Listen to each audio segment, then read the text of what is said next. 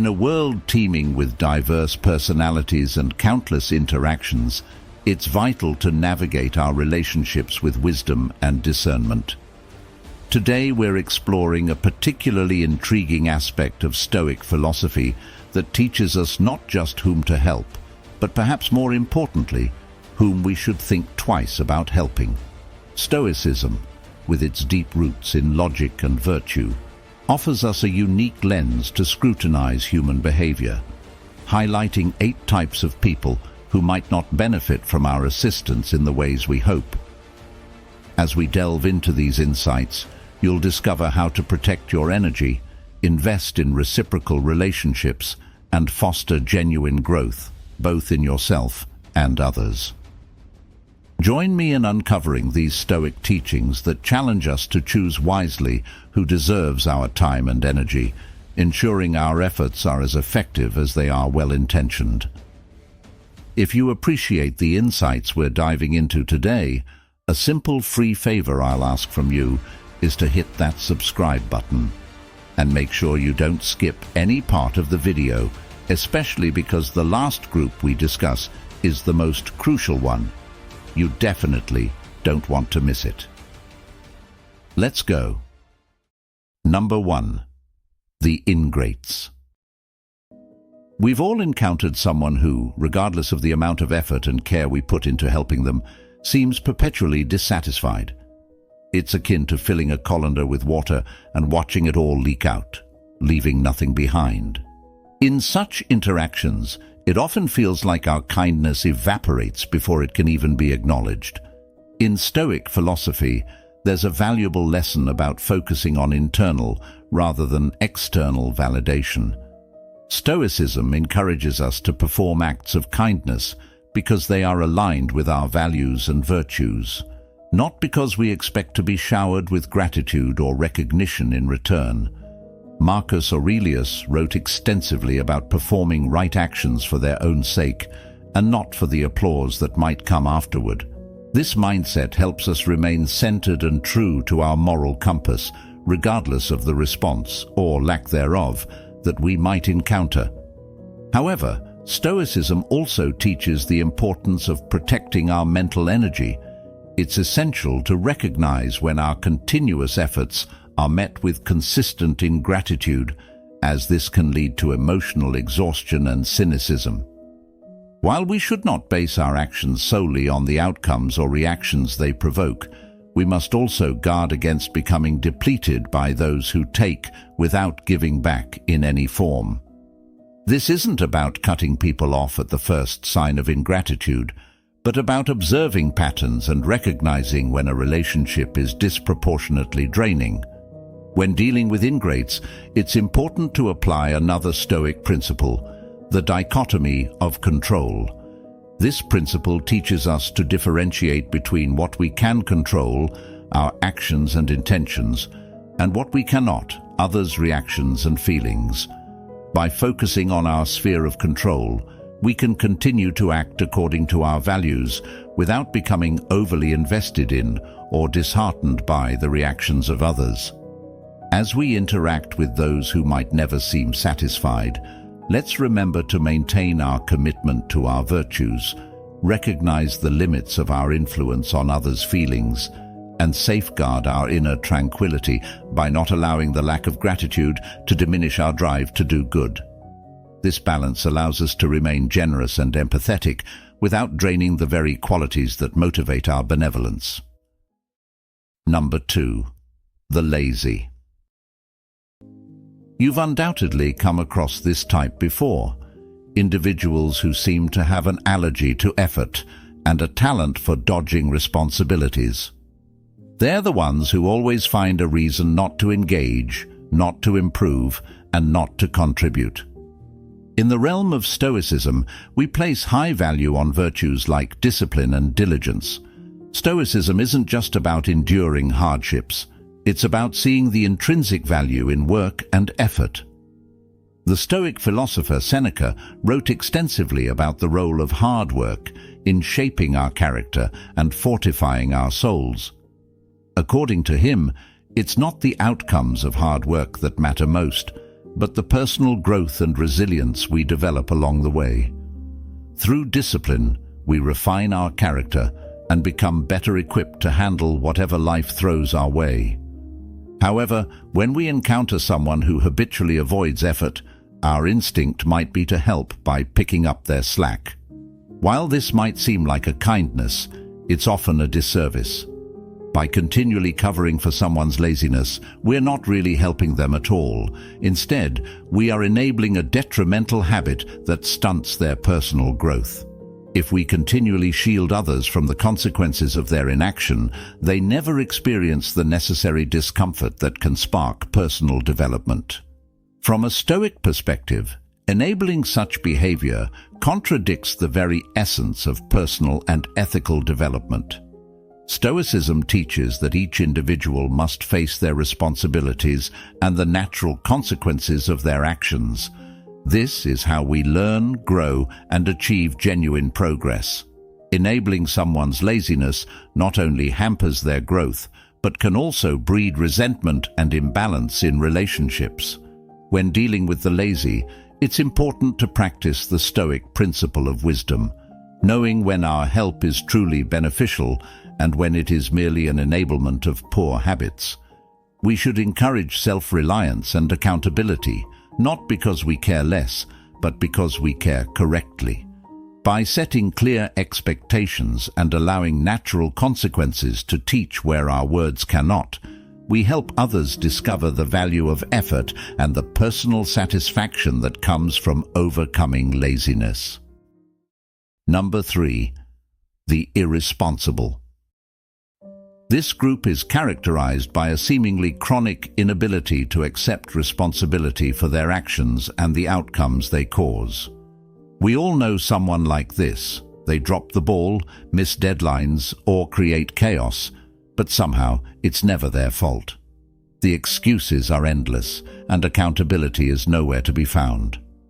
In Stoic philosophy, the concept of personal responsibility is paramount. Stoics believe that while we can't control external events, we can control our responses and actions.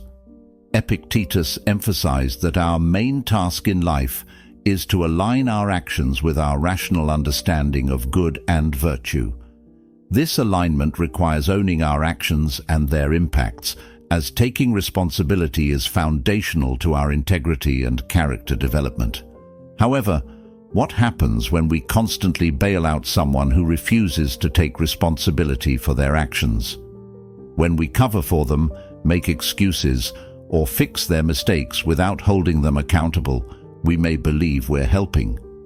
In reality, we might be doing more harm than good. Such actions can prevent them from learning the essential life skills of accountability and self-management. More so, it can breed a dependency that is unhealthy for both parties, creating a dynamic where irresponsibility is tolerated or even enabled. From a Stoic viewpoint, helping someone should not compromise our own principles, including the principle of justice, which in this context refers to giving each their due, including the consequences of their actions. Helping an irresponsible person at the expense of this principle can lead to negative outcomes, reinforcing their behavior and preventing their personal growth. When dealing with the irresponsible, Stoicism teaches us to practice wisdom and justice. Wisdom in recognizing the limits of our help and justice in allowing people to experience the natural consequences of their actions. It's about encouraging others to see the connection between their actions and their outcomes. This doesn't mean we become harsh or uncaring. Rather, we focus on empowering them through guidance, setting clear expectations, and, when necessary, stepping back to let them face the reality of their choices. Dealing with the irresponsible in a Stoic manner involves fostering an environment where accountability is encouraged and valued. It's about helping others to help themselves, building their capacity to take responsibility, and thereby enhancing their ability to contribute positively to their own lives and to society at large. This approach not only helps maintain our integrity, but also contributes to the genuine improvement of those around us. Number 4. The manipulators. These individuals are particularly skilled at bending situations to their advantage, often at the expense of others. You might know someone like this, someone who seems to always have an angle, who uses charm or guile to sway decisions in their favor, leaving a trail of imbalance and sometimes distress in their wake. In the realm of Stoicism, great emphasis is placed on the virtue of wisdom, particularly in understanding what is within our control and what is not. Manipulators thrive on controlling others through emotions, deceit, or psychological games. Stoics like Marcus Aurelius counsel us to maintain a strong mental fortress, guarding our reason and emotions against such external influences. This doesn't mean building walls and shutting people out, but rather developing a keen awareness of our own vulnerabilities and the intentions of others. Stoicism teaches us to be vigilant and discerning. By cultivating a deep sense of self-awareness and understanding our own biases and triggers, we can better shield ourselves from manipulative tactics. This involves practicing mindfulness about our interactions and the nature of the exchanges we have with others. Are we being swayed by charm? Are we being guilted into making decisions? These are critical questions that can help us recognize manipulation when it occurs. Moreover, protecting ourselves from manipulators is not just about personal peace. It's also about maintaining integrity and justice, key Stoic values. Allowing ourselves to be manipulated can lead to decisions and actions that are not in alignment with our true values, potentially causing harm to ourselves and others. In the Stoic view, each individual should live according to reason and virtue, and allowing a manipulator to sway us from this path is a disservice to our own moral development. When dealing with manipulative individuals, it's crucial to reinforce our mental defenses. We can do this by remaining firmly grounded in our principles and by being meticulously rational about our decisions.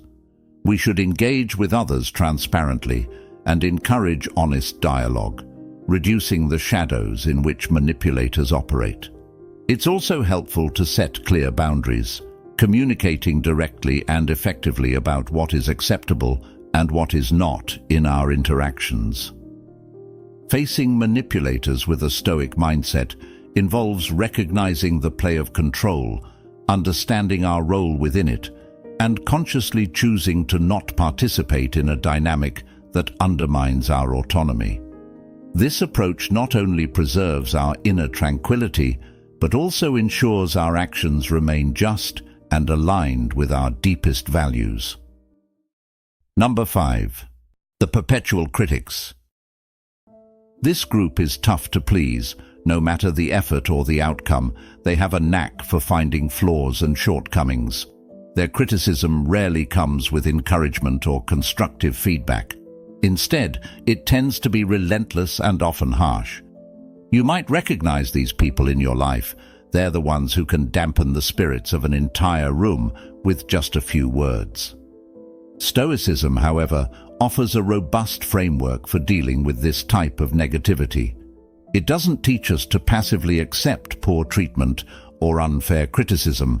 Rather, it encourages us to engage with such feedback in a constructive and rational manner.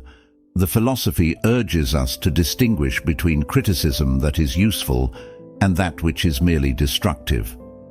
Stoic thinkers like Epictetus taught that it's not events themselves that disturb us, but our interpretation of them.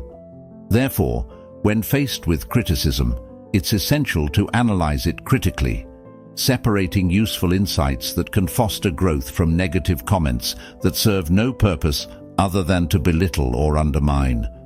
Understanding when criticism shifts from being constructive to destructive is crucial. Constructive criticism, even when it's tough to hear, is aimed at improvement. It's specific, actionable, and delivered with respect. Destructive criticism, on the other hand, is often vague, excessive, and charged with negative emotions. It does not aim to improve but to tear down, impacting not just our work or efforts, but our self-esteem and peace of mind. From a Stoic perspective, maintaining our inner tranquility is key. We must not allow the harsh words of a perpetual critic to penetrate our mental fortress and disturb our state of mind. This involves cultivating a strong sense of self-worth and detachment from external approval. By focusing on our internal values and the integrity of our actions, we can shield ourselves from the negative impacts of such criticism. Moreover, Stoicism teaches us to respond to critics with equanimity rather than defensiveness. This means listening to what is being said without immediately reacting emotionally. If there is truth in the criticism, we take it on board and use it to improve. If the critique is unfounded, we let it pass by without letting it disturb our peace. This Stoic response not only preserves our self-respect, but also often disarms the critic, demonstrating that their words do not have the power they perhaps hoped for. In dealing with the perpetual critics, then, the challenge is not to silence them, that's often out of our control, but to fortify ourselves against the potential harm of their words. By doing so, we maintain our focus on personal growth and continue to live in alignment with our true values, unaffected by the baseless judgments of others. This approach doesn't just protect us, it allows us to thrive amidst adversity, staying true to our course and our principles. Number 6. The narcissists. These individuals are often easy to spot as their world clearly revolves around their own interests. They are the centers of their own universes and tend to make sure everyone knows it. Interactions with narcissists are typically draining. They take a lot of energy and often give nothing substantial in return. This imbalance is not only exhausting, but can also be deeply unsatisfying and emotionally debilitating. In Stoic philosophy, there's a strong emphasis on mutual respect and support within relationships. Stoicism teaches us to foster connections that are based on reciprocity and moral virtue. The famous Stoic philosopher Seneca emphasized that relationships should be a source of strength and mutual growth, not a one-sided affair where one party continually benefits at the expense of the other. When dealing with narcissists, the Stoic approach would advise us to examine the nature of our contributions versus what we receive in return. This isn't about keeping a strict score, but rather recognizing when a significant imbalance persists. If you find yourself always giving, whether it's time, energy, or emotional support, and receiving little to nothing in return, it might be time to reconsider the dynamics of the relationship. Stoicism doesn't mean enduring negative treatment silently. Rather, it encourages us to make rational decisions about where we invest our energies. Stoics believe in using reason to guide our actions, which includes making thoughtful decisions about who we allow into our lives. If a relationship with a narcissist is proving to be harmful or unchangeably one-sided, a Stoic might decide that stepping back is the most logical and self-respecting action. Moreover, Stoicism teaches us the importance of self-care through the practice of apatheia, or peace of mind. Continuously engaging with someone who drains your energy and gives nothing back can disrupt this peace. Therefore, maintaining a distance from such dynamics can be a form of practicing Stoic wisdom. It allows us to preserve our mental and emotional resources and to focus them on relationships and pursuits that are more aligned with our values and well-being. While it's important to be compassionate and helpful, it's equally vital to ensure that we are not diminishing ourselves in the process. By applying Stoic principles, we can strive to cultivate relationships that are balanced, respectful, and mutually nourishing. In cases where this balance cannot be achieved, like often with narcissists, Stepping back can be the most sensible and respectful choice to ourselves. Number 7. The opportunists. These individuals have a knack for finding angles and advantages in every situation. They navigate through life with a keen eye for opportunities, unfortunately, often at the expense of others. Opportunists typically engage in relationships and situations where they can extract maximum benefit with minimal contribution, leaving a trail of one-sided transactions behind them. In Stoic philosophy, there's a strong emphasis on practicing virtues such as generosity and kindness. However, Stoicism also underscores the importance of wisdom and prudence. The philosopher Epictetus emphasized that while it's important to be open-handed, we must not do so to the extent of our own detriment. This is where the Stoic concept of practical wisdom comes into play. It teaches us to discern the difference between genuine need and exploitation. Stoicism counsels us to be mindful of when our generosity is being taken advantage of. It's one thing to give freely and without expectation of return, but quite another to continually support someone who has no interest in reciprocating or contributing equally. Recognizing this imbalance is critical, as unchecked, it can lead to not only depletion of our resources, but also to feelings of resentment and being taken for granted. Setting boundaries is a crucial Stoic practice in dealing with opportunists. Boundaries help protect our time, energy, and emotional well-being. They aren't barriers to keep people out, but rather guidelines that help ensure our relationships are mutually respectful and beneficial. By clearly communicating our limits and expectations, we can better manage how we engage with those who may be inclined to overstep or take undue advantage. Moreover, in Stoic thought, the idea of preferred indifference, things that are nice to have but not essential to our happiness, teaches us to hold loosely to material gains and focus more on our inner virtues. However, this doesn't mean allowing others to exploit those indifferents at will.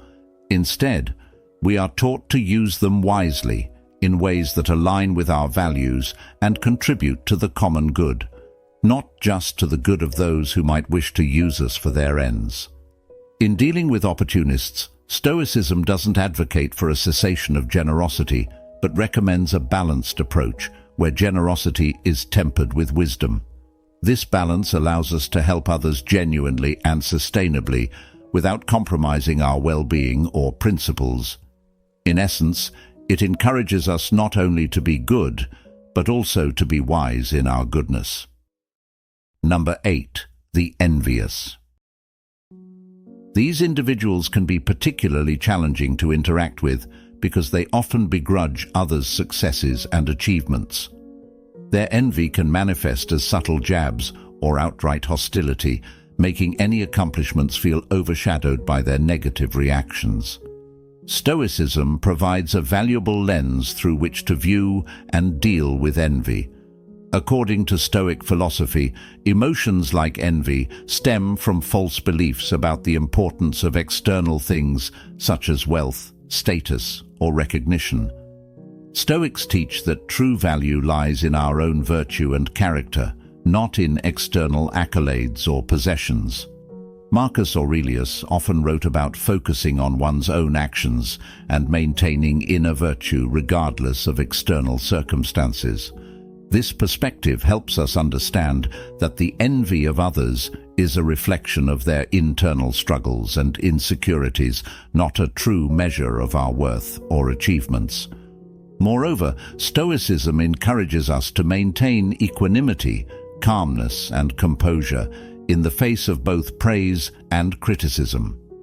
This balanced approach allows us to appreciate our successes without becoming overly attached to them, and to face envy without being disturbed by it.